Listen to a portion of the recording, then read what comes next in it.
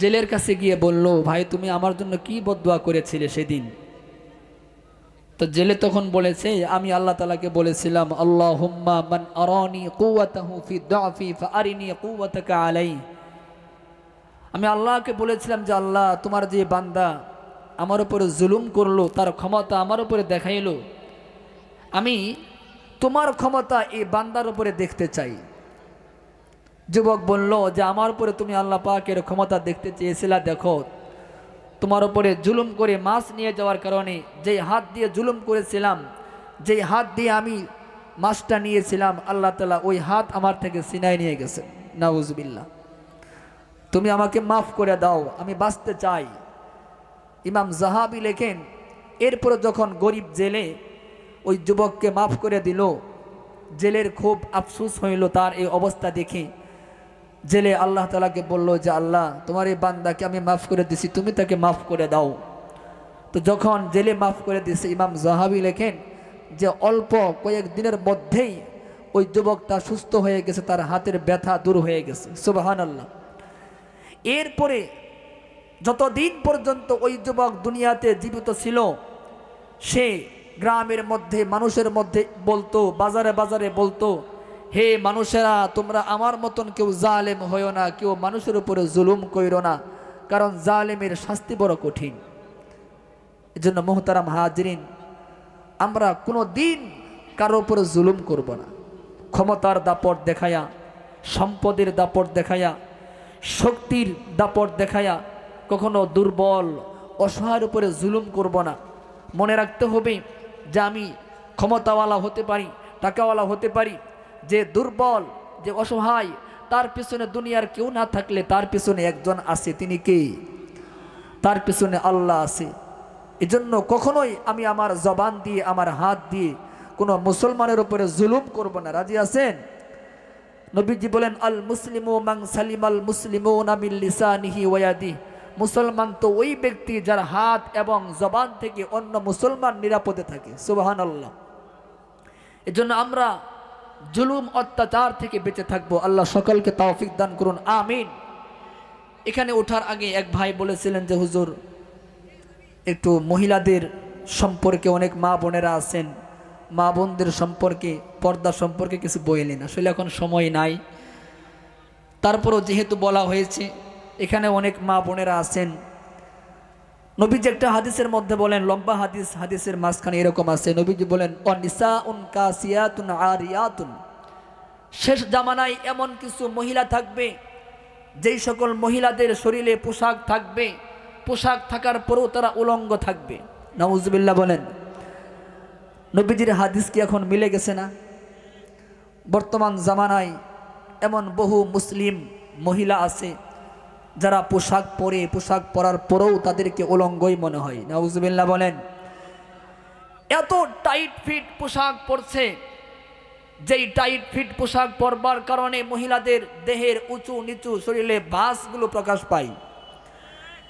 এত ছোট ছোট পোশাক পরে মহিলারা, যেই পোশাক পরবার কারণে শরীরের যে অংশগুলো ডেকে রাখা ফরজ ছিল, ওই অংশগুলো দেখা যায়, প্রকাশ পেয়ে যায়। মা বোনেরা বয়ান শুনতেছেন, যদি এরকম অভ্যাস আপনার ভিতরে থেকে থাকে, টাইট ফিট পোশাক পরে, ছোটোখাটো পোশাক পরে, সাজুগুজু করে বাহিরে বের হয়ে পর পুরুষকে দেখিয়ে নিজের দিকে অন্য পর পুরুষকে আকৃষ্ট করার মতন এইরকম অভ্যাস আপনার থেকে থাকে, ফিরে আসেন এই অভ্যাস থেকে। ফিরে আসতে হবে এই অভ্যাস থেকে। কারণ যারা এইভাবে বেপরদা অবস্থায় যে সকল মহিলারা বাহিরে চলাফেরা করে, নবীজি বলেন, লা ইয়াদখুলনাল জান্নাতা, তারা তো মালিকের জান্নাত পাবেই না। ওয়ালা ইয়াজিদনা রিহাহা, জান্নাতের যে সুঘ্রাণ, ওই সুঘ্রাণ তারা কোনোদিন পাবে না। নাউজুবিল্লাহ বলেন। আল্লাহ পাক বলেন, ওয়াকরনা ফি বুয়ুতিকুন্না ওয়ালা তাবাররাজনা তাবাররুজাল জাহিলিয়াতিল উলা। আল্লাহ বলেন, হে মহিলারা, তোমরা তোমাদের ঘরে অবস্থান করো, ঘরে থাকো। যদি ঘর থেকে বের হতেই হয়, ওয়ালা তাবাররাজনা তাবাররুজাল জাহিলিয়াতিল উলা, জাহিলি যুগের মহিলাদের মতন বেপরদা অবস্থায় বাহিরে বের হইও না। আল্লাহ পাকের নির্দেশ, মহিলারা ঘরে থাকবে। মহিলারা ঘরের কাজ করবে, পুরুষ বাহিরের কাজ করবে, এটা আল্লাহ পাকের নির্দেশ। তবে হ্যাঁ, আল্লাহ পাক বলেন যদি বাহিরে বের হতেই হয় জাহিলি যুগের মহিলাদের মতো বের হইও না। মহিলারা চাকরি করতে পারবে, পড়াশোনা করতে পারবে, বাজার করতে পারবে, মহিলা ডাক্তার হবে, মহিলা ইঞ্জিনিয়ার হবে, মহিলা বড় অফিসার হবে, সব করতে পারবে। তবে শর্ত হলো মহিলা বাহিরে বের হবে পর্দার সহিত, বুরকা পরে, হিজাব পরে, মুসলিম মহিলাদের মতন বাহিরে বের হতে হবে। সুবহানাল্লাহ বলেন। এজন্য মা বোনদেরকে পর্দা করতে বাধ্য করবেন তো ইনশাআল্লাহ। সমাজের মধ্যে এমন অনেক স্বামী আছে নিজের বিবিকে বেপরদায় ছেড়ে দিছে। এমন কুরুচিপূর্ণ বহু স্বামী আছে নিজের স্ত্রীর, খাস বাংলায় বলতেছি, পিঠ খালি পেট খালি, শরীরের 2/3 প্রকাশ পাচ্ছে, বিবি বের হয়ে যাচ্ছে, স্বামী এটা নিজেকে অনেক গর্বের বিষয় মনে করে যে এলাকার দুষ্ট পোলাপানরা দেখুক যে আমি কি একটা জিনিস পাইছি, কি একটা বিয়ে করছি। নাউজুবিল্লাহ বলেন। রাগ করতেছেন? এরকম স্বামী আছে না? কুরুচিপূর্ণ এরকম স্বামী আছে নিজের বিবিকে অন্য পরপুরুষকে দেখার সুযোগ করে দেয়। এ কিসের স্বামী? আমি এখান থেকে যতই ওয়াজ করি পর্দা করতে হবে, পর্দা করতে হবে, যদি স্বামী তার বউকে ছেড়ে দেয় বেপর্দা অবস্থায়, ওই মহিলা পর্দা করবে না।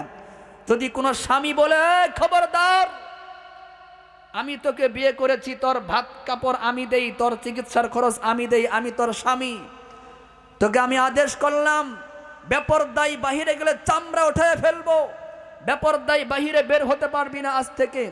যদি স্বামী এইভাবে স্ত্রীকে হুমকি দেয়, ওই স্ত্রীর সাহস হবে বেপরদায় বাহিরে যাওয়া? কি বলেন, সাহস হবে? কিন্তু স্বামী বেচারা সেই ছেড়ে দিছে নিজের বিবিকে বেপরদায়। অনেক বাবা আছে এরকম, নিজের মেয়েকে বেপরদায় ছেড়ে দিছে।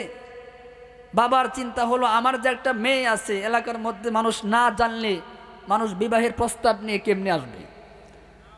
বাবার চিন্তা হলো আমার যে একটা মেয়ে আছে, মেয়েটা অনেক সুন্দর, এলাকার মানুষেরা দেখুক। মুহতারাম হাজিরিন, যেই বাবা এই মন মানসিকতা নিয়ে নিজের মেয়েকে বেপরদায় ছেড়ে দিয়েছে, মনে রাখবেন এই বাবা, মনে রাখবেন যেই বাবা তার মেয়েকে বেপরদায় ছেড়ে দিয়েছে, মনে রাখবেন যেই স্বামী তার বিবিকে বেপরদায় ছেড়ে দিয়েছে, মনে রাখবেন যেই বড় ভাই তার ছোট বোনকে বেপরদায় ছেড়ে দিয়েছে, বেপরদায় চলাফেরা করে শাসন করে না, ওই স্বামী, ওই বড় ভাই, ওই বাবা নামাজ পড়তে পড়তে কপালের মধ্যে সেজদার দাগ ফেলে দিবে, হজ করতে করতে বড় হাজি হয়ে যাবে, দান করতে করতে বড় দানবীর হয়ে যাবে, কিন্তু নিজের স্ত্রীকে, নিজের বোনকে, নিজের মেয়েকে বেপরদায় ছেড়ে দেওয়ার কারণে এই লোকটা জাহান্নামী, জাহান্নামী, জাহান্নামী। নাউজুবিল্লাহ বলেন। এটা আমার কথা না, এটা বিশ্ব নবীজি মুহাম্মদুর রাসূলুল্লাহ সাল্লাল্লাহু আলাইহি ওয়াসাল্লামের কথা। নবীজি বলেন, লা ইয়াদখুলুল জান্নাতা দায়ুসুন, দায়ুস ব্যক্তি মালিকের জান্নাতে কখনো প্রবেশ করবে না। সাহাবায়ে কেরাম বললেন, ইয়া রাসূলুল্লাহ দায়ুস কে? নবীজি বললেন, দায়ুস হলো ওই ব্যক্তি যেই ব্যক্তি তার অধীনস্থ মহিলাদেরকে পর্দার আদেশ করে না। যেন খবরদার, আপনাদের এলাকায় আমি ইমাম সাহেব, সত্য কথা আপনাদের সামনে বলতে আমার কোনো ভয় নাই। আপনাদের এলাকার মধ্যে এরকম বহুময় মুরব্বী আপনারা আছেন, নামাজ পড়েন, সব ঠিক আছে, কিন্তু আপনার মেয়ে বেপরদায় ঘুরতেছে, স্ত্রী বেপরদায় ঘুরতেছে, ছোট বোন বেপরদায় ঘুরতেছে, কোনো লাভ নাই। এই নামাজ আপনাকে জাহান্নামের আগুন থেকে বাঁচাইতে পারবে না। যেন স্ত্রী সন্তানদেরকে পর্দায় রাখবেন তো, ছোট বোনদেরকে পর্দায় রাখবেন তো। বেপরদায় বুরকা ছাড়া, হিজাব ছাড়া ঘর থেকে বের হতে চাইলে কোনো কথা নাই, লাঠি একটা হাতের মধ্যে নিয়ে দিবেন একটা পিটন, পারবেন? কথা নাই, সাহস নাই হুজুর। কারণ কেমনে পারবে? বিয়ে করার সময় তো মনে করেন যে খালি খালি বিয়ে করে নেই, 5 লাখ টাকা নিচ্ছে, এখন বইয়ের কাছে বিক্রি হয়ে গেছে। রাগ করতেছেন? এরা হলো দুর্বল স্বামী। বউ যদি বলে আমি পর্দা করবো না, তুমি পর্দা করো, এখন সেই পর্দা করে চলবে। তুমি খোলামেলা চলো, পর্দা আমি করি তোমার বদলে। যারা নিজেকে বিক্রি করে দিয়েছে এরা তো পারবে না। যুবক ভাই যারা এখনো বিয়ে করেন নাই, নিজেকে বিক্রি করে দিয়ে বিয়ে করেন না, রাজি আছেন? স্ত্রী সন্তানকে বোনদেরকে পর্দায় রাখতে হবে, এটা আপনার দায়িত্ব। আল্লাহ পাক সকলকে তৌফিক দান করুন, সকলে বলেন আমিন। হুজুর মনে হয় চলে আসছেন, আলহামদুলিল্লাহ। নারায়ে তাকবীর। প্রধান বক্তার আগমন। মাহফিলের পক্ষ থেকে, আলোর দিশারি মানব কল্যাণ সংগঠনের পক্ষ থেকে হুজুর চলে আসছেন। আমি বলছিলাম যে হুজুর আসার আগ পর্যন্তই কথা বলবো। আজকের যিনি প্রধান বক্তা উনি আমার এক বন্ধুর মামা। আমি আসলে আপনাদের এলাকা থেকে বিদায় নিয়েছি, হয়তো অনেকের কাছ থেকে এরকম ক্ষমা নেওয়ার সুযোগ পাই নাই। এখানে আমার অনেক মুসল্লিরা আছেন, হয়তো অনেকে আমার প্রতি একটু মনক্ষুণ্ণ যে হুজুর এভাবে চলে গেলেন। আসলে রিজিকের মালিক আল্লাহ তাআলা। তো আপনাদের এখানে বছরখানি ছিলাম, আসলে এরপরে অনেকেই হয়তো বিভিন্ন কথা বলে যে হুজুর কেন গেল, অমুকের জন্য গেছে, অমুকের জন্য গেছে। আসলে বিষয় এরকম না। আসলে আমার মনে একটু তামান্না ছিল, একটু আশা ছিল যে ঢাকার দিকে একটু থাকতে পারলে ভালো হইতো। তো ঢাকা গাজীপুর চৌরাস্তা একটা মসজিদে নামাজ পড়াইছে, ওনারা পছন্দ করছে, এজন্য আসলে গেছি। তাছাড়া বাদ বাকি আপনাদের পক্ষ থেকে কোনো ত্রুটি নাই। আপনাদের মাঝখান থেকে আমি চলে গেছি, যদি আমার কথাবার্তায় কোনো ভুল হয়ে থাকে তা আপনারা আমাকে ক্ষমা করবেন তো ইনশাআল্লাহ। বাদ বাকি দোয়া করবেন আমার জন্য। আজকে যিনি প্রধান বক্তা হুজুর মুফতি মাসুদুর রহমান, মানে উনি আমার বন্ধু আর কি, আপনার ভাগিনা ঢাকাতে। জি জি জি জি জি জি হুজুরের ভাগিনা, উনি আমার বন্ধু। উনি আমাকে বলছে যে আজকে যিনি প্রধান বক্তা ওনার সাথে আমার পরিচয় দিবেন। তো উনি আমার বন্ধুর মামা, তো সেই হিসেবে হুজুর বয়ান করবেন। তো আমি আর কথা বাড়াবো না, মা বোনদেরকে বলবো যে আপনারা পর্দা করবেন। পর্দা করা ফরজ। মা বোনদের জান্নাত পাওয়া বড় সহজ। একজন পুরুষের উপরে অনেক দায়িত্ব, পুরুষদের অনেক কিছু করতে হয়, মাঠে পরিশ্রম করতে হয়, বাজার করতে হয়, চাকরি করতে হয়, ব্যবসা করতে হয়, সামাজিক পারিবারিক আর্থিক সকল দায়িত্ব পুরুষের মাথার উপরে। আর মহিলাদেরকে আল্লাহ পাক দায়িত্ব দিয়েছেন কম, তাদের সুখ বেশি।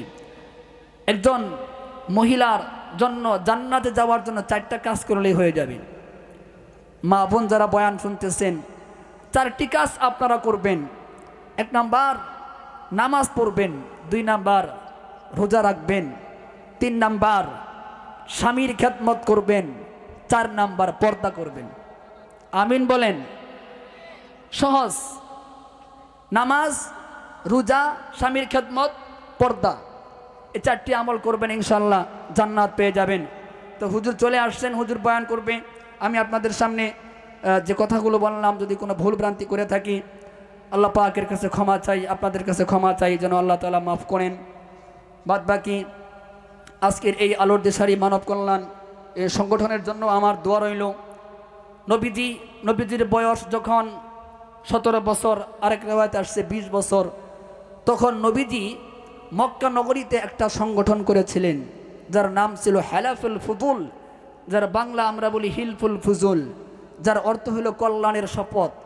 নবীজি যখন যুবক 20 বছর বয়স, তখন মক্কা নগরীর কিছু যুবকদেরকে নিয়ে নবীজি একটা সংগঠন করলেন যার নাম দিলেন হেলাফুল ফুজুল, কল্যাণের শপথ। যেই সংগঠনের মাধ্যমে নবীজি মক্কা নগরীতে মানব কল্যাণের কাজ করছেন, তো সেই সংগঠনেরই আমি মনে করি এটা একটা শাখা। সুবহানাল্লাহ বলেন। আজকে বাউসী উত্তরপাড়ার এই যুবক ভাইয়েরা যে আলোর দিশারি মানব কল্যাণ সংগঠন করছেন, এটা একটা অরাজনৈতিক সংগঠন। এখানে কোনো রাজনীতি নাই, এখানে যারা সদস্য আছে তাদের ব্যক্তিগত কোনো স্বার্থ নাই, কোনো লাভ নাই। তারা আল্লাহ তাআলাকে রাজি খুশি করবার জন্য এই সংগঠন করেছেন। আপনারা দোয়া করবেন যেন এই সংগঠনটি দিনে দিনে অগ্রগতি হয়, যেন এই সংগঠনের মাধ্যমে এই বাউসী সহকারে, সরিষাবাড়ি, জামালপুর সহকারে এই সংগঠন যেন সারা বাংলাদেশ ব্যাপী দিন ইসলামের মানব কল্যাণের খেদমত করতে পারে। আমিন বলেন। আল্লাহ কবুল করুন। আমি আপনাদের কাছ থেকে বিদায় নিচ্ছি। ওয়া আখিরু দাওয়ানা আলহামদুলিল্লাহি রাব্বিল আলামিন। আসসালামু আলাইকুম ওয়া রাহমাতুল্লাহি ওয়া বারাকাতুহু। ধন্যবাদ জনাব হজরত মাওলানা মুফতি আব্দুর রহমান জামালপুরী সাহেবকে। তিনি অত্যন্ত সুমধুর কণ্ঠে কোরআন হাদিস থেকে আপনাদের সামনে আলোচনা করতেছিলেন। এর মাঝে আমাদের অতিথিবৃন্দ এসেছিলেন। তিনার আলোচনা আসলেও আপনাদের এলাকাবাসী যে খোরাক, সেই খোরাকটা তিনি দিতে পারলেন না সময়ের স্বল্পতার কারণে। ইনশাল্লাহ আগামীতে ইনশাল্লাহ সেই খোরাকটা ইনশাল্লাহ আশা করি যে পূর্ণ করবে। সম্মানিত উপস্থিতি, এই আলুর দিশারি মানব কল্যাণ সংগঠন, এটা আমি মনে করি যে 100% সত্য। এর ভিত্তি কোনো সংগঠনে কোনো কিছু ঝামেলা নাই, এটা আমি মনে করি। কারণ এই কারণে মনে করি, আজকের মাহফিলের সভাপতি জনাব মুফতি সাইদুর রহমান সাহেব, তিনি ধর্ম বিষয়ক সম্পাদক, যিনি এতক্ষণ পর্যন্ত আপনাদের সামনে আলোচনা করলেন। জনাব হজরত মাওলানা মুফতি আব্দুর রহমান জামালপুরী সাহেব, তিনি সহ ধর্ম বিষয়ক সম্পাদক। তিনারা দুজনই মুফতি সাহেব। তিনারা যে কারণে এই সংগঠনের সাথে জড়িত আছে, তা আমি মনে করি ইনশাল্লাহ এই সংগঠন 100% ঠিক। যদি এই সংগঠন থেকে অন্য কিছু কার্যক্রম হতো, তাহলে দুইজন মুফতি সাহেব সেখানে সংগঠনে অংশগ্রহণ করতেন না। আপনারা যারা ইনশাল্লাহ ইচ্ছুক আছেন যে এই সংগঠনের সাথে কি জড়িত হবেন, পর্দার আড়ালে অনেক মা বোনেরা আছে, তিনাদেরও আহ্বান জানাবো, আপনারাও কি এই সংগঠনকে শক্তিশালী করার জন্য আপনাদের সহযোগিতার হাত বাড়াবেন। আপনাদের সহযোগিতার মাধ্যমে এই সংগঠন এগিয়ে যাবে, এই সংগঠনের কার্যক্রম এগিয়ে যাবে, গরিব অসহায় দরিদ্র মানুষের পাশে তিনারা দাঁড়াইতে পারবে, এতটুকু ইনশাল্লাহ আশা করি। আর এই সংগঠনে দুইজন মহিলা সদস্য আছে, যারা পর্দার আড়ালে মা বোনেরা আছেন, আপনারাও ইনশাল্লাহ সদস্য হতে পারবেন। সম্মানিত উপস্থিতি, এই পর্যায়ে আপনাদের সামনে কোরআন ও হাদিস থেকে গুরুত্বপূর্ণ বক্তব্য রাখবেন আজকের মাহফিলের সম্মানিত প্রধান বক্তা, যার অপেক্ষায় আমরা এতক্ষণ পর্যন্ত বসে আছি, জনাব হযরত মাওলানা মুফতি মাকসুদুল্লাহ আল কাফি বরিশাল, খতিব মর্তুজাবাদ জামে মসজিদ নারায়ণগঞ্জ, জনাব হযরত মাওলানা মুফতি মাকসুদুল্লাহ আল কাফি সাহেবকে কোরআন ও হাদিস থেকে অত্যন্ত গুরুত্বপূর্ণ আলোচনা করার জন্য বিনীতভাবে অনুরোধ জানাচ্ছি।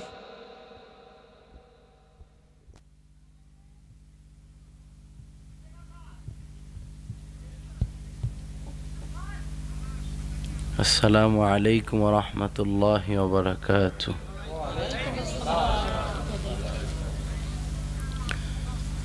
আপনাদের এলাকায় সালামের উত্তর দিলে সওয়াব হয় না গুনাহ হয়? সবার কি সওয়াবের দরকার আছে? তাহলে তো সবাই সালামের উত্তর দেওয়ার কথা ছিল, কি বলেন? আমি আবার সালাম দেব, সবাই সালামের উত্তর দিবেন, রাজি আছেন ইনশাআল্লাহ? আসসালামু আলাইকুম ওয়া রাহমাতুল্লাহি ওয়া বারাকাতুহু।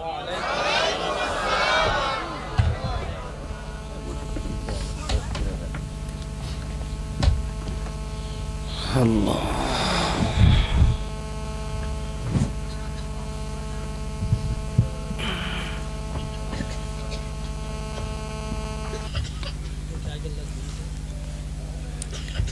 الحمد لله الذي جعل الشمس والقمر بحسبان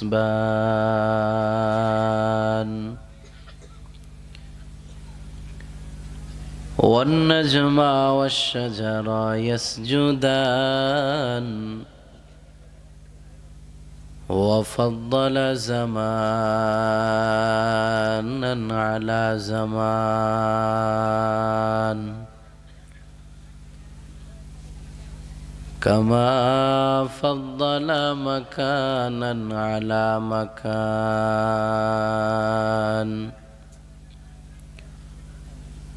وإنسانا على إنسان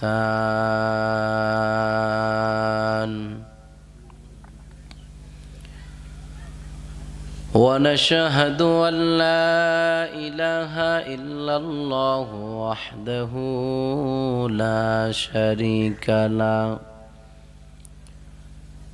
لا ضد له ولا ند له ولا مثل له ونشهد أن سيدنا وسندنا وحبيبنا وطبيب قلوبنا ومولانا محمد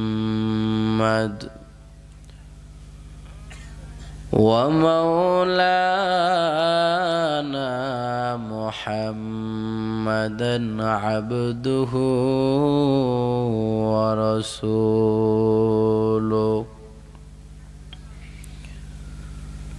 صلى الله تعالى عليه وعلى آله وأصحابه وبارك وسلم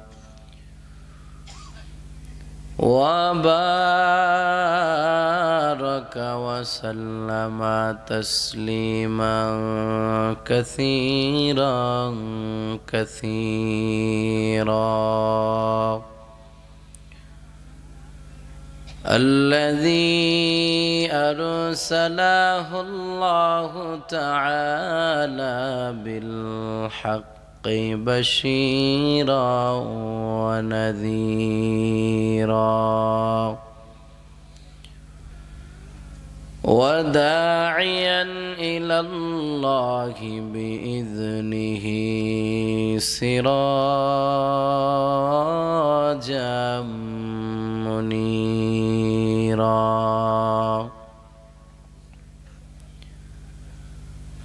أما بعد فأعوذ بالله من الشيطان الرجيم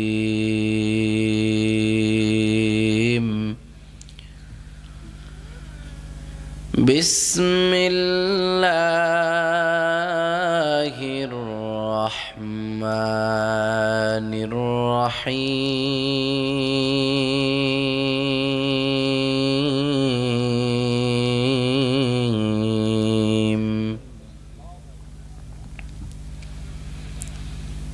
وسارعوا إلى مغفرة